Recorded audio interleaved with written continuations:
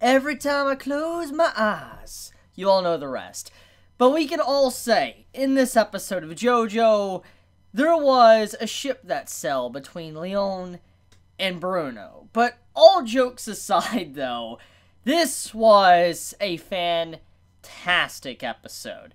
Number one, I really appreciate how David Productions had Leon's backstory a lot earlier than it was in the manga. It allows us to get closer to his character, allow us to enjoy the writing of Part 5, and how it is actually very different compared to how Part 3 was in some ways, and how it shows Araki has gotten a lot better as a writer in terms of character introduction. Because, honestly, in the past, Araki, he was a good writer. He had some good backstories for some characters, but most of the time when there was a backstory, usually it meant that that character was going to die. Kakyoin is the perfect prime example of this. Like, we got a little information on him in, Part 3.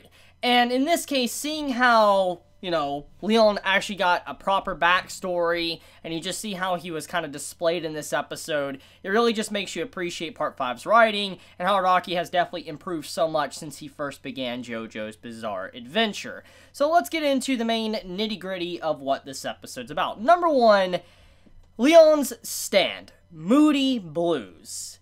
Love its anime depiction. I love the sound effects, which, by the way, the sound effects in this episode was probably one of the best parts of the episode. And the reason why is just hearing the deflating balloon sound to just the Moody Blues and how it sounded when it was activated. I love the sound effects within this episode. David Productions, at the very least, went all in when it came to the sound for this episode, because, it makes sense for something like Moody Blues to have really good sound effects and stuff, along with the deflating balloon, to the water effects, to the, the seagulls and all that. It's just overall very beautiful, and I just love certain directions that David Productions took in this episode for the adaptation of JoJo Part 5. Now, Soft Machine. I believe that is the stand name to the enemy that Bruno and Leon and everybody else is fighting within this episode. Now, overall, the stand ability, to kind of explain in case you didn't understand everything that went down in this episode, the ship, the boat, there was two of them. Basically, the person that was using Soft Machine deflated another boat and wrapped that boat around an already pre-existing boat to hide. So that is the reason why Sticky Fingers wasn't able to actually find out where Giorno and everybody else was because it was just such a tight fin balloon layer between it that even if he used it, he would just go straight for the floor. He didn't realize, that there was another layer attached onto it, which is how he came to that conclusion that there must have been something going on there, because, when the blood trail disappeared and all that, when, Leon got dragged and it wasn't down and below, it meant that there must have been another, deflated section on the ship that nobody really knew about, and that is where Bruno was able to figure that out. So yeah, to kind of clarify, basically, it was a very unique way to use a stand. It's honestly very creative. It's really, really creative. Like, you wouldn't really normally think about an ability like that, especially an ability to kind of, deflate things like a balloon or whatever, and use it like this in a fight. Because, literally, the man, when you look at the ability, just turning things basically into a balloon, deflating and all that, it doesn't seem that powerful. It doesn't seem like it's a crazy stand. When you compare it to something like what we see from Sticky Fingers, or, Moody Blues, or, Giorno's ability, or, Jotaro's ability, Josuke, so on, you can keep going onward. There's a lot of broken stands. There's a lot of crazy stand powers, but you would think something like, turning something like a balloon wouldn't be that crazy. But once again, this goes back to some big lessons we learned in Part 4 and Part 3 when it comes to JoJo's Bizarre Adventure, and that is, just because the stand isn't incredibly powerful in terms of just brute force destroying things and all that, doesn't mean you should underestimate, because it is very rock, paper, scissors-like. It's very RNG. You never really know what you're going to be dealing with when you go up against an opponent. It really depends on their fighting style and how they use techniques to be able to bring someone down. We got to see that with, Jotaro in Part 4, when he was working with Josuke with the rat or whatever. We got to see that. So, once again, just a big fan of how this episode was done, again, to just show how creative Araki is as a writer, to really have these different type of stand abilities. And willing to bet further on in Part 6 and onward, the stand abilities are probably absolutely ridiculous. Because, it's called JoJo's Bizarre Adventure for a reason, so I'm going to assume it's going to get wackier and wackier as time goes on.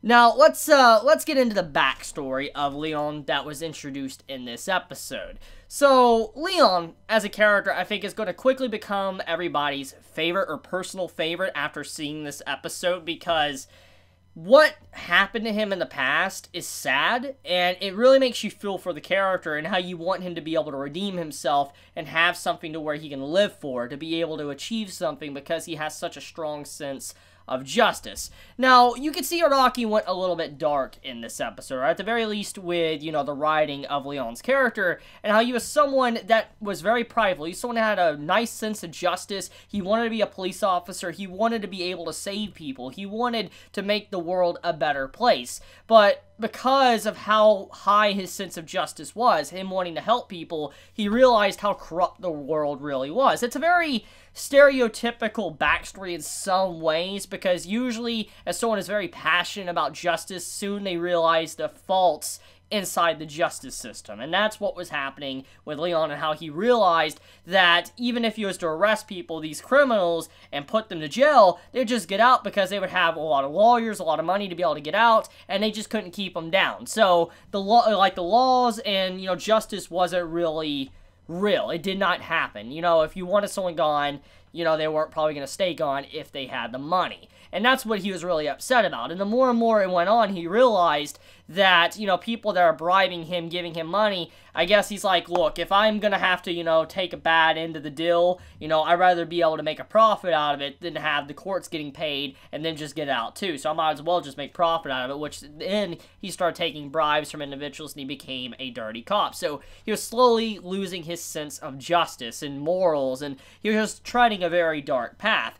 And then one day, it went really far. The very dude that bribed him, that he got money from, he met him, and the dude was down and, you know, ended. And he's like, you know, I can't do this. Like, I'm going to arrest you. But then he's like, no, you don't want to do that. And he was about to let the dude go. Obviously, the dude was about to end him. And then his partner jumped in and died. It's a very sad backstory, because you can see why Leon acts the way he does, why he doesn't trust people, why he's so, like, you know, I guess like a loner. He doesn't want to be around people or whatever. He just gives that vibe off. It makes sense because of what happened to him, how his partner that trusted him died for him, and, you know, it was because he was a dirty cop, and that's what really made him upset. So yeah, Leon's backstory. Love it. I love the depiction of it in anime form, and I think many can agree that David Productions is doing a fantastic job when it comes to this adaptation and introducing these backstories a lot earlier than how it was in the manga. Like I said, this is very good news, because this allows us to get attached to these characters when things go down and all that. You know, we'll already know these guys' backstory and be like, whoa, this is crazy and all that. But, basically, yeah, it's a great episode. I think I want to end my video here. Tell me your thoughts, how you felt about how everything went down. How do you feel about, you know, Moody Blues and how it works in terms of being able to reset time back, you know, multiple minutes. And it's not technically like Zawarado, and it's not like that. It's technically just like a tape recorder just going backwards and replaying and all that, and you get to see exactly what happened. It's a very interesting stand ability, but here's something you also got to remember about that. Even though it seems crazy powerful, it's not really that strong, because, number one, it's not really a combat-like stand. It's more of a stand that's just used to gather information, and so you really have to, like, just let your guard down to use it. Like, you're basically saying, I'm defenseless, I'm using my stand, and, you know, I'm just trying to gain information. So you definitely need someone you can trust to get your back, but how it plays a nice role in his sense of justice, and how he is someone that was once a cop, would have a stand quite like that. But I want to end the video here. Let me know your thoughts in the comments below. If you enjoy my content, you know, please subscribe. If you like this video, please leave a like. And if you want to get notified for whenever I upload a video, please click the bell icon down below. And with that, Chibi out.